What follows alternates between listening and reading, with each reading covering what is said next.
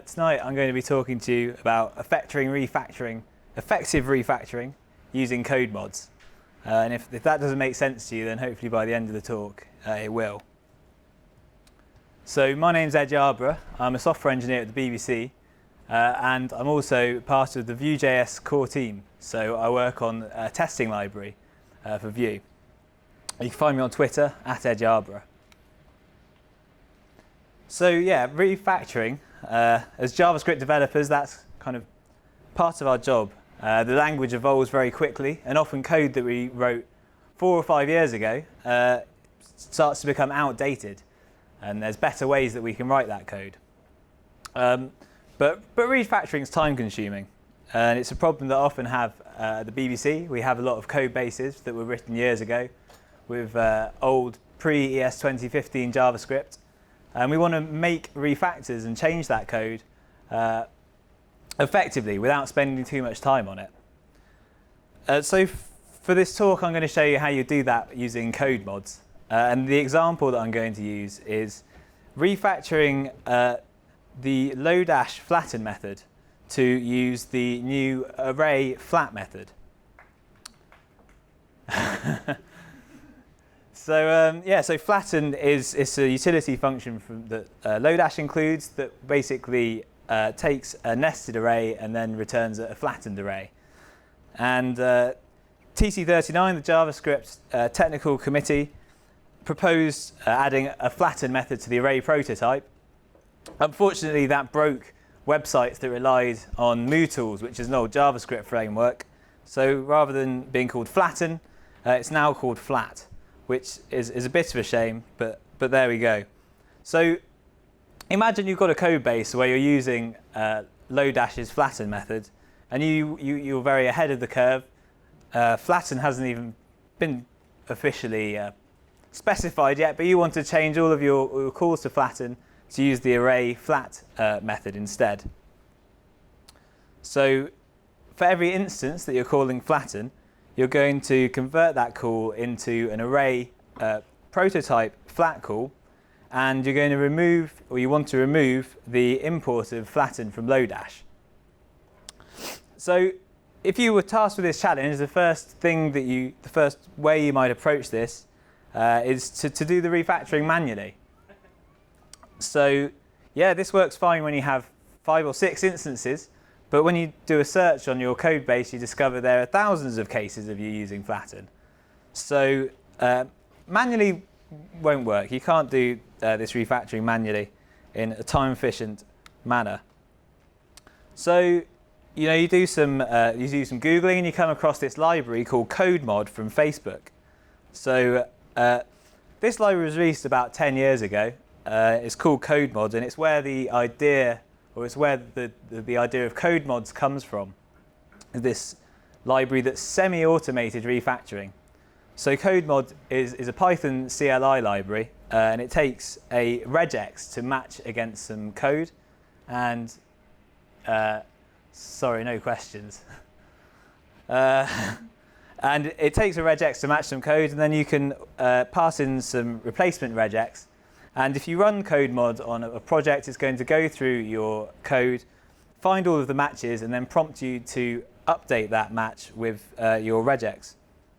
And that would work fine. You won't get rid of the import statements that way. But then you find that people are using flatten in lots of different ways, and suddenly you realize you're not as good at writing regex as you thought you were. So regex is no longer a realistic option. So that's when you do some more Googling, and then you come across this library called jscodeshift, which is a way of modifying JavaScript by editing ASTs. So performing code mods to your JavaScript by editing the AST directly. And if you were like I was a few years ago, you might wonder what an AST is. So an AST is an abstract syntax tree. And if you read the Wikipedia page, it will tell you that that's a tree representation of the syntactic structure of source code. But that might not make much sense to you. So I'll show you an example to try and explain it. So to the left up here, we have some source code. We have a function declaration, a sum function that takes some parameters and returns the sum of its parameters. And we have a call to that sum function. Now, an AST can represent this source code in a tree data structure. So the sort of high-level nodes that you would get if you converted this into an AST, you'd have a root program node that describes your script or your module. And then that program node contains a function declaration AST node. And inside that function declaration AST node, there's a block statement AST node, which is the curly braces of the function. And then inside that, you have a return statement AST node. And the call to sum is known as an expression statement AST node. So this structure can be represented as a JavaScript object. So each node would have a type and a body array. And in the body array, it would contain the child nodes. So this is the same tree, but represented with a JavaScript object. And the point of abstract syntax tree is to describe the source code almost completely, so that you could take an abstract syntax tree and recreate source code from that AST. Obviously, this data structure is a stripped down version. It doesn't contain all of the information that you'd need to rebuild some source code. So I'll show you what the function declaration node looks like a little bit closer. So if you look at the function declaration node, you'll see that it has a type still, an ID, which itself is a node, an identifier node with the name of sum. Then there's a params array, and that could contain an unlimited number of nodes to describe the params of the function. And there are some Boolean values like async and generator, which describe whether it's an async function or a generator function. And there's a few more properties on this node that would describe what it was. And you can imagine if we had a program that could take an AST node and then convert it into source code, then by editing a couple of the values in this AST node, we're effectively, and transforming it back into source code, we're effectively safely transforming some code. So if I convert this back into a source code, the param would be renamed from A to arg1, and the function would become an async function. And there's a spec for this. So when you first start looking at ASTs, some of these terms are alien. At least they were to me. But there's a standard defined by this ES-tree GitHub repo that describes each of the possible nodes that you can have in JavaScript. So ASTs are everywhere. Tons of libraries use ASTs. Babel uses ASTs to perform transforms. Prettier uses ASTs by parsing your code into an AST and then using a strict set of its own rules and converting that back into source code, so that your source code always, after being transformed by Prettier, is formatted in the same way. TypeScript uses ASTs in its compiler. ESLint uses ASTs to perform some static analysis on your code. And even Vue uses ASTs to compile templates into render functions. So JSCodeshift uses ASTs to perform Codemods or transforms on your source code. And the way that it works is that it will run and find files matching the file path that you've given it. It will parse the source code into an AST and then perform a transform that you've written that will generate a new AST, a new abstract syntax tree. And finally, print your new AST back into source code. So with JSCodeshift, the transform is the main part that JSCodeshift gives you. It gives you a way to write transforms and then run them easily on large code bases and perform transforms to all of your source files. So the syntax is pretty easy to understand once you get used to all of the node names. For example, if we wanted to find all of the calls to flatten, we'd use the find method, pass it in this j.call expression, and then you can filter nodes with some extra parameters. So we want to find all call expressions with a callee name of flatten. In other words, we want to find all of the instances where we're calling a flatten function. And then for each of those matching nodes, we'll perform an update function that we can write. So this looks a bit more complicated, but it's actually not. It's pretty simple. So with JSCodeshift transforms, you have a path, and a path has a value, which is the AST node. So for our call expression, the AST node has an arguments array, and we know that the first item in that arguments array is going to be the array that we want to flatten. So we can keep that as a reference called R to use later. The next step is to use this replace method, which will replace the AST node with a new node. And then all we do is build a new node. So the way that you build a new node in JSCodeshift is by using these factory functions, which are basically the name of the node, and you provide it the arguments to build that node, which are normally more AST nodes.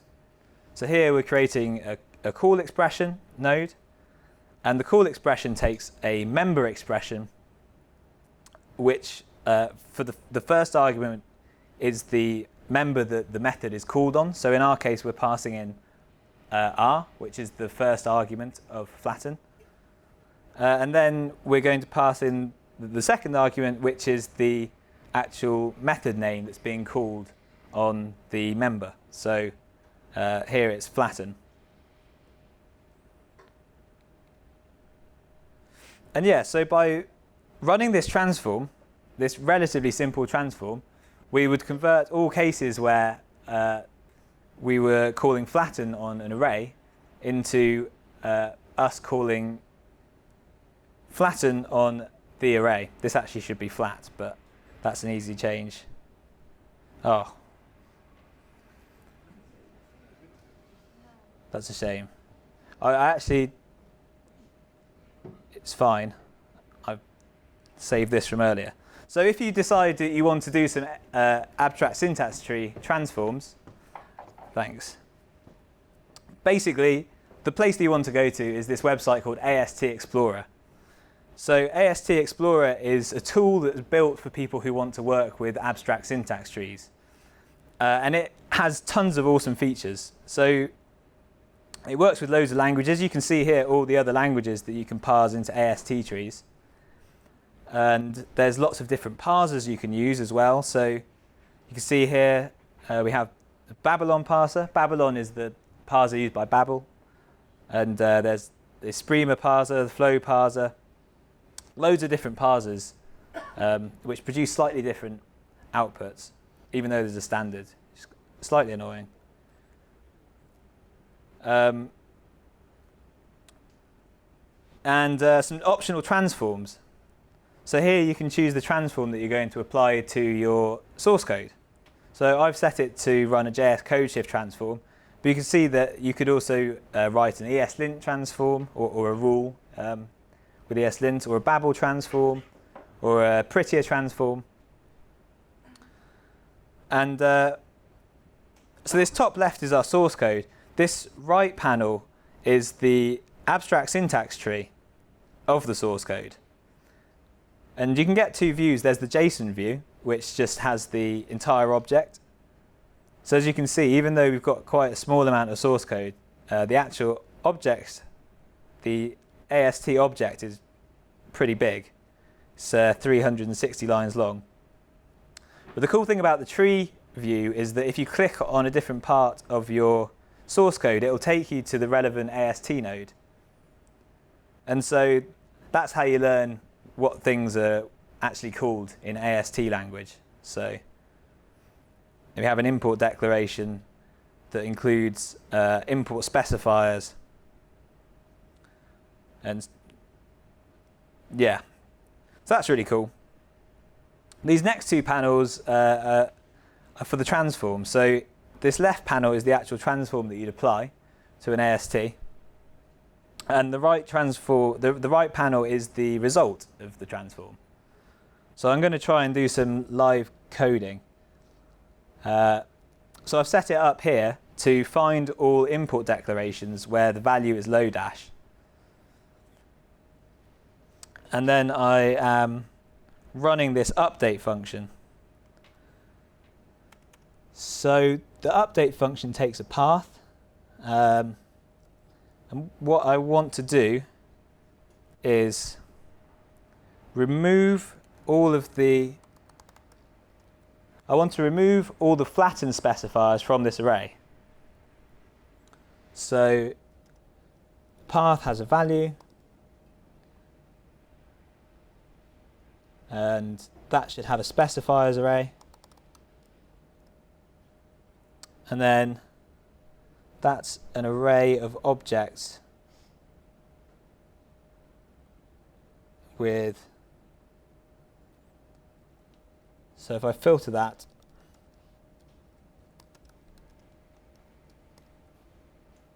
and then imported dot name does not equal flatten. And then if I change the value, the specifiers value, to equal this filter specifiers. Cool. So I've removed flatten from the specifiers. And yeah, it wouldn't be too difficult for me to then check if the import statement only had a flatten import.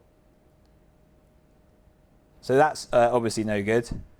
I could just check that the specifiers length is greater than 0. And in that case, I would want to update. Otherwise, I just want to delete the node. So a hacky way of doing this is just to replace with nothing.